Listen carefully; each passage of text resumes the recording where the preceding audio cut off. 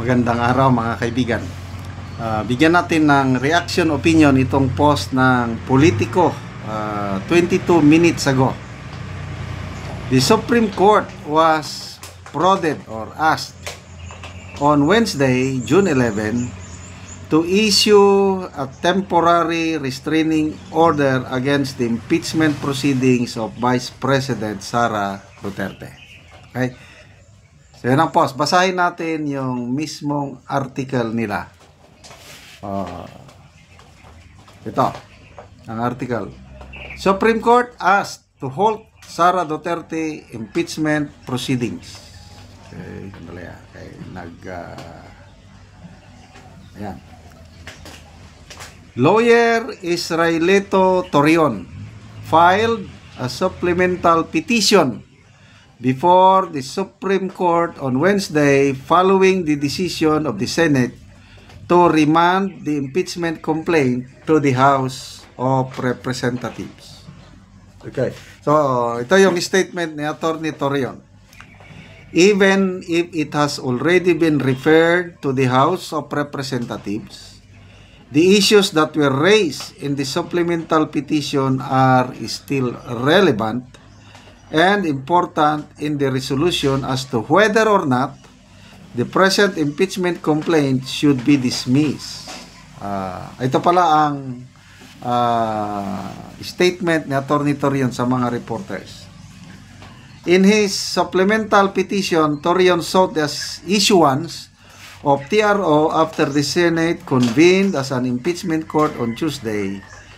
So, ito yung nakalagay sa petition na the Honorable Supreme Court is not being asked to substitute its wisdom for that of Congress. Rather, it is being asked to determine whether the House, in transmitting the articles of impeachment, acted within the confines of the Constitution and whether there was grave abuse of discretion that warrants the exercise of judicial review. As established by precedent, this is well within the Honorable Supreme Court's competence. Okay, so dalawa yung argument ni Attorney Torion. Wala bang nalabag na provision sa saligang batas, yung 1-year ban rule. Yun din yung pinagdebatehan sa Senado bago sila nagbotohan na defective kasi tatlong impeachment case na i-file noong 2024 tapos may pang-apat noong 2025. So apat lahat. Ang konstitusyon very clear, dapat isang impeachment case lang sa isang taon. Yun ang issue sa impeachment court sa Senado. So, ang motion ni Senator Bato i-dismiss dahil unconstitutional ang complaint, ang kaso, ang impeachment. So, instead na ang botohan yung i-dismiss ay hindi. Yun na lang yung amended motion ni Senator Alan Peter Cayetano na ibalik natin sa Kamara para sagutin nila, i-certify nila na walang nalabag na provision sa Constitution yung 1-year ban rule. Yon, nagbotohan. Nabigla si Senator Coco Pimentel, Senator Risa, akala nila mananalo sila 18-5. Super majority. Yon. Noong kahapon, binalik na yung articles of impeachment, hindi naman tinanggap ng House of Representatives. Patigasan na ng ulo ang labanan dito. So yan ang sinasabi rin, parehas lang na argument ni Attorney Torion na pwede ba mag-issue ang Korte Suprema ng temporary restraining order. So anong aasahan natin? Mag-issue ba? I don't know. But to me, good move itong ginawa ni Attorney Torion, malay natin, baka mag-issue. But, mag-issue man o hindi, ang katotohanan, round 1, panalo na si VP Sara. Sinasabi ng mga anti-Duterte na na-dismiss ng kaso o kung anong mga paratang nila sa 18 senator judges, dinismiss daw dahil riniman. To me, hindi naman na-dismiss.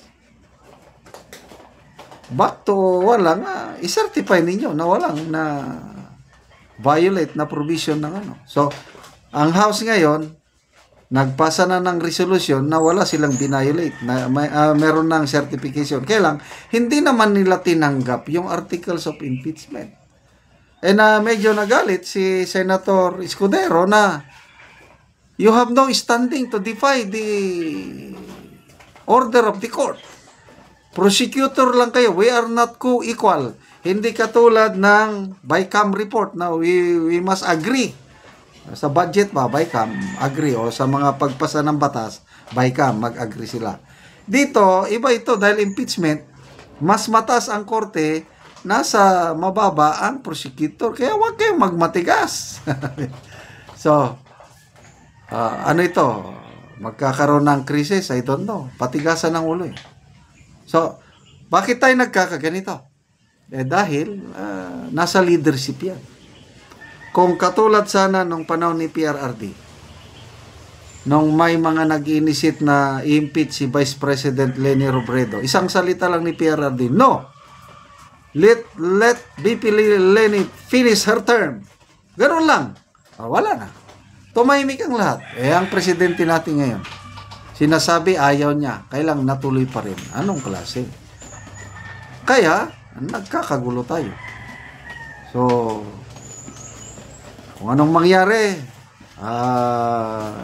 no problem. Dahil, sabi nga ni BP Sara, ready sila. Let the trial begins. I want bloodbath. Kung matuloy man sa 28th Congress, no problem. Bakit? We have the numbers. Sobra siyam na senador sigurado boboto sa acquittal ni BP Sara. O bakit tayo matatakot? Wala na. Tapos na ang boxing. Hindi nila mai-impeach. Hindi nila na-impeach na pala si BP Sara. Hindi nila makukonvict si BP Sara. At walang makakapigil sa pagtakbo niya sa 2028. Welcome, Duterte comeback sa Malacanang. Okay, salamat mga kaibigan sa inyong pagsubaybay sa ating channel. Nakakatulong kayo ng malaki sa Tribong Talandig ng Bukidnon. Ang sweldo natin sa channel ito is pantulong sa tribo. Namimigay tayo ng libreng yero at pako para makapagpatayo ng mas maayos na bahay ang Tribong Talandig. Panoorin ninyo ang video na ito. Muna ni Angero ang itabang sa mga tao nga kadtong mga daot na ang ilang balay og muna ni sila ang matagaan. Ayo kay natagan na sa friend nga di na mi ulanan kay makatok na gyud mi. Ano piso? Padalahan niya dako. Kami niya bay ala.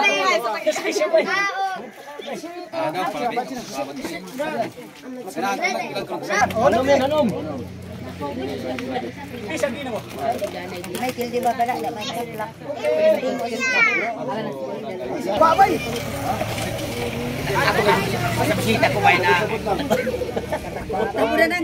Og karon mo na ni sila ang nangatabangan. Salamat. Salamat kami kay naibalan na rin og sen.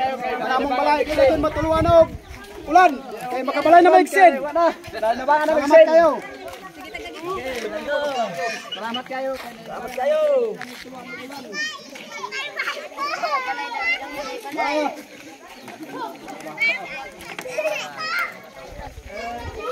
Nabangan kayo Ginoo.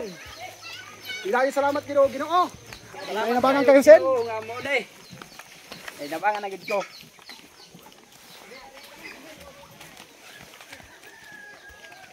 Salamat kayo. Sana gatagan eh.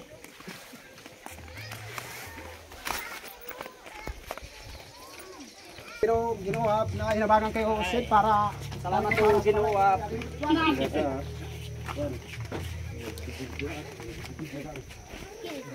So muna ni ang ipatukod ni kuya nga balay. So makatop ra gid siya og gero.